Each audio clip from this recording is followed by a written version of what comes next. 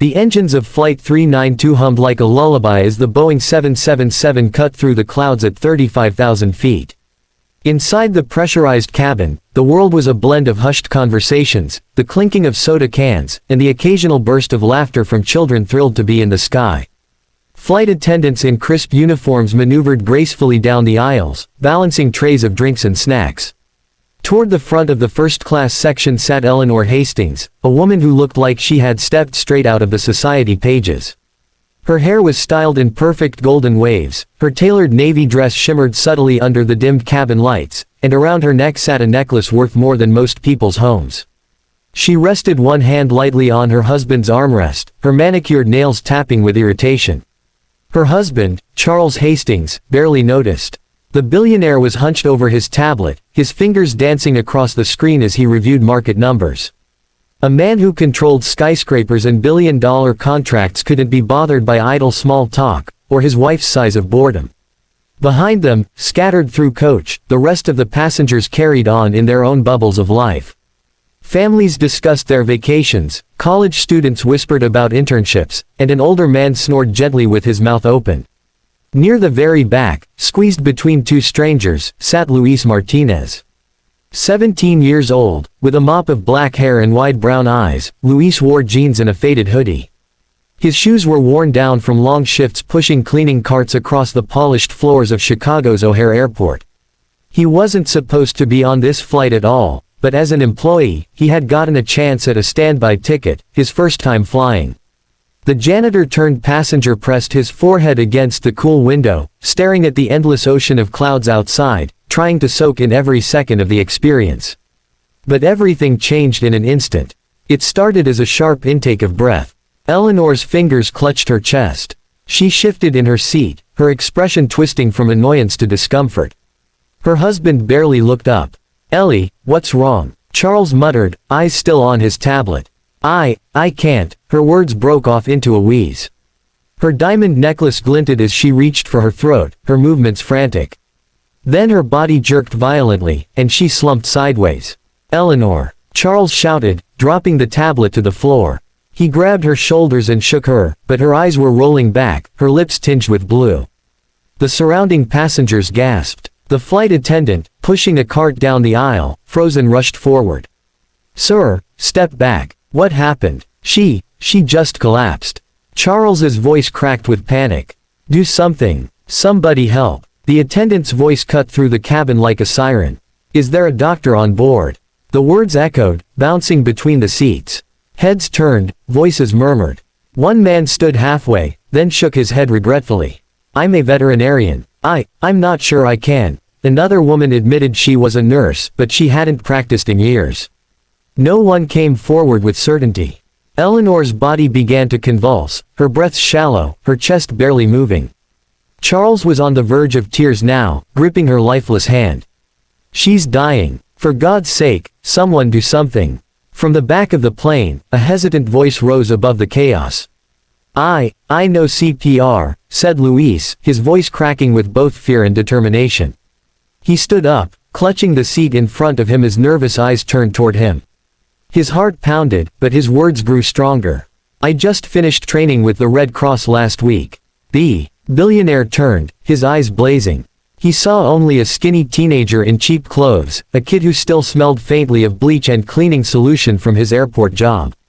"You, a janitor." His voice was full of disbelief and scorn. "Don't touch her. She needs a real doctor, not some boy with a mop." The flight attendant looked between them, torn.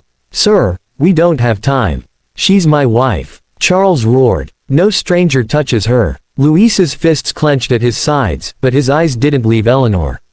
Her chest wasn't rising now, her face turning a frightening shade of gray.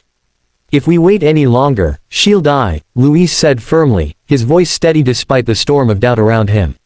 "Please, let me try." For a split second, the entire cabin seemed frozen, balanced between pride and desperation.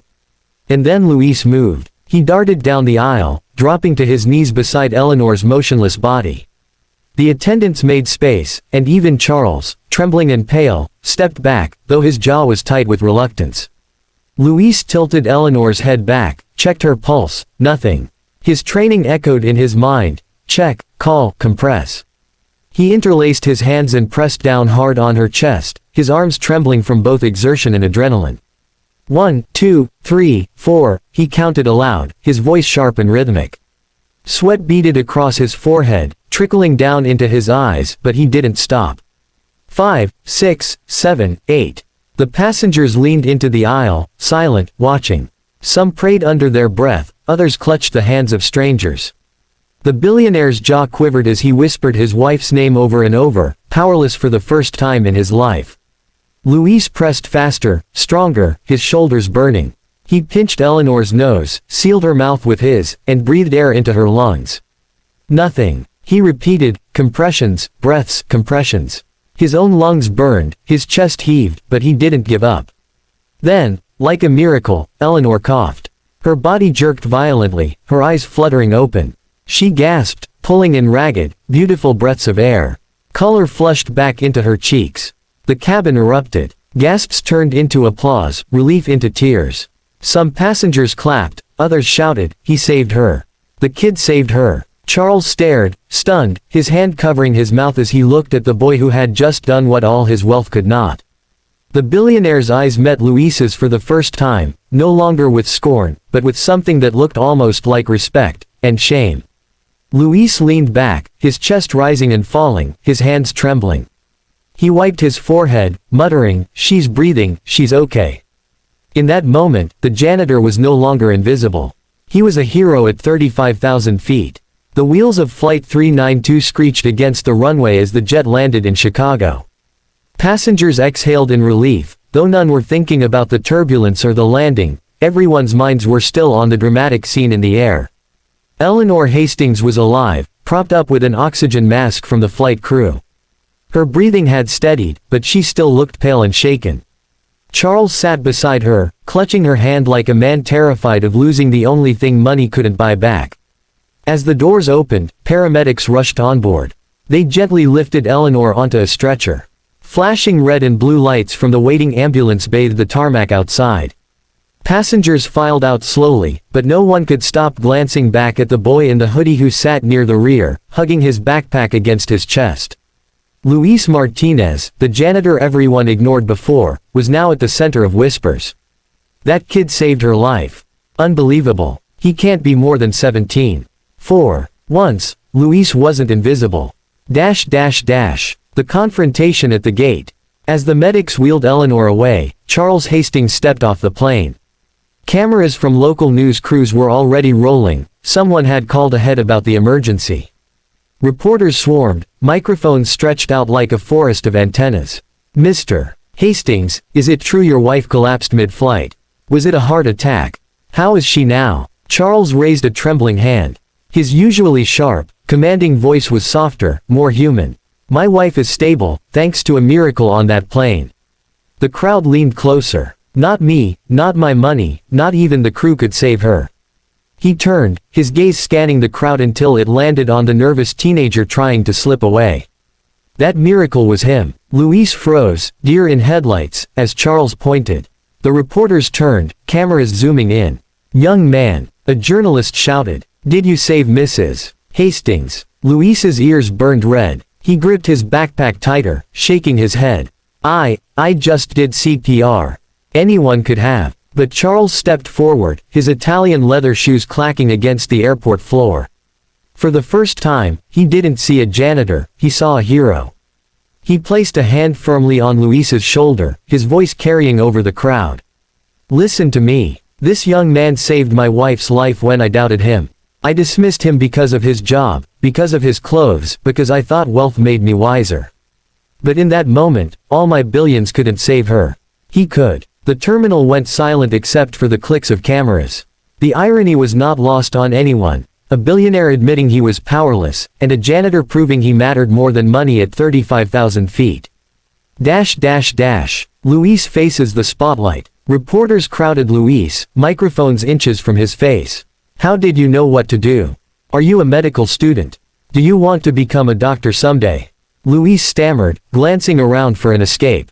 His voice was quiet, almost swallowed by the noise, but he forced the words out. I'm not a doctor. I'm just a janitor. I work nights cleaning bathrooms at O'Hare. I only got on this flight because it was standby. He took a shaky breath. But last week, I took a CPR class at the community center. My mom always told me, if you can learn something that might save a life, you should. So I did. And when I saw her stop breathing, I couldn't stand by. His humility was disarming. Reporters scribbled furiously, some even lowering their cameras, touched. A woman's voice from the crowd called out, "You're a hero." Luis shook his head, his eyes glistening. "No, I'm just a person. Titles, jobs, money, none of that mattered up there. She was a human being who needed help. That's all." The crowd erupted in applause. Even seasoned reporters, usually hardened by countless stories, clapped. An unexpected offer. Hours later, after Eleanor was admitted to the hospital for observation, Charles returned to the terminal. He found Luis sitting alone near baggage claim, scrolling nervously through his cracked phone. "You could have left," Charles said quietly, stepping into the boy's view. Luis looked up, startled. I thought maybe the paramedics would need me." Charles studied him for a moment. This wasn't the shy janitor he had dismissed earlier, it was a young man who had stood against fear, pressure, and even a billionaire's scorn to do the right thing. "Luis," Charles said, lowering his voice, "I owe you more than I can ever repay. You gave me back my wife. That's priceless." He pulled out a business card, embossed with gold letters. "Whatever you dream of becoming, I'll fund it. College, med school, anything. You deserve a future bigger than mop buckets and night shifts." Luis hesitated, staring at the card. His throat tightened. I don't even know what to say." "Say yes," Charles replied softly. For once, his tone wasn't commanding. It was pleading. Luis swallowed hard. "I'll think about it. But, Mr. Hastings, you don't owe me anything. I didn't do it for money." Charles's eyes watered. "That's why you deserve everything. The story that spread. By morning, headlines blazed across the nation. Teen janitor saves billionaire's wife mid-flight. Courage has no uniform. 17-year-old humble hero stuns nation. Clips of the interview spread on social media, with millions praising Luis's courage and humility. Strangers set up crowdfunding pages for his education. Hospitals invited him to speak about CPR training. But Luis didn't chase fame. He still reported for his janitorial shift the next night, mop in hand. Only now, passengers who once walked past him without a glance stopped to shake his hand, thank him, even ask for selfies. He remained humble, repeating the same words whenever asked why he did it. Because every life matters. No one is too rich or too poor to deserve saving. Moral. Money, power, and status can open doors, but in the moments that truly matter, it is compassion, courage, and knowledge that save lives. Respect is not bought, it is earned.